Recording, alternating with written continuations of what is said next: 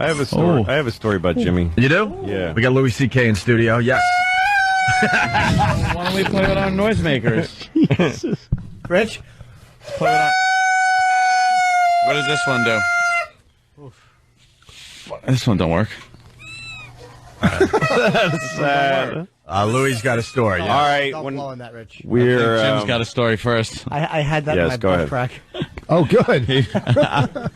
He actually, during the spot, No. he shoved the mouthpiece of Rich Voss's noisemaker No, he did. right against his. Yeah, he did. He put it right down the crack, and just rubbed and rubbed and rubbed. And You gotta just assume that everything in this room. If you don't has been believe in us, there. look at Kenny. Kenny is dying. He's loving this. What happened, Kenny? You were set up. I will say, I got to tell Boss the truth. He doesn't vomit. I didn't put, it was just. Just in the crack.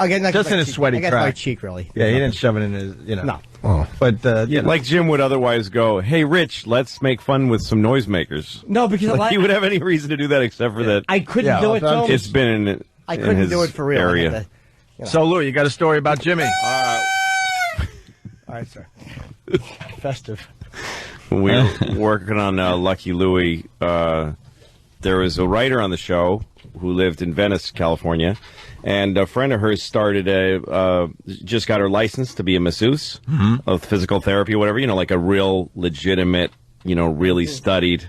And so she opened a place, and it was very medical looking and had a name like Therapeutic Center for Massage, And so this guy comes, a client, and he's getting a massage, and he starts going, "So, anything else that could happen here?"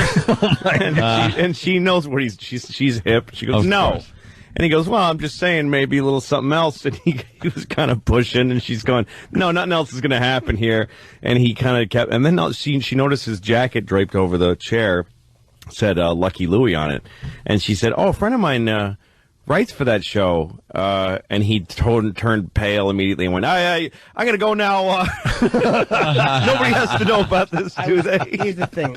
I was totally... I've never told Jim that I knew this story.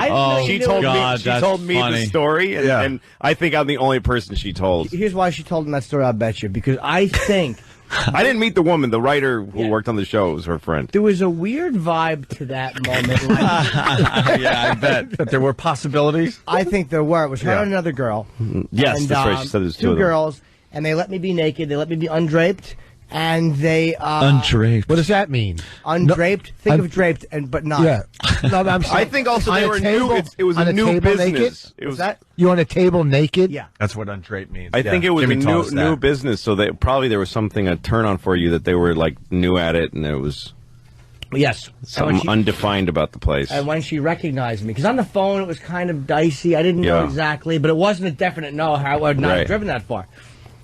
And I was so embarrassed. I was totally naked. I had to tinkle, so I had to get up and just walk naked while the two girls sat. But I think one left the room for a while. Probably the writer's friend. So I'm going to leave the room. She'll massage you for a little bit. Something would have happened there. Yeah. But I think she only told you. So if I went and told you, you would go, "Oh yeah, I heard that story. It was legitimate." That was called a preemptive strike in case I had a big mouth. I think you're right. That's great. Of course it was. I think you're right. That's But I don't pretty get it, funny, though. I didn't have a girlfriend back then.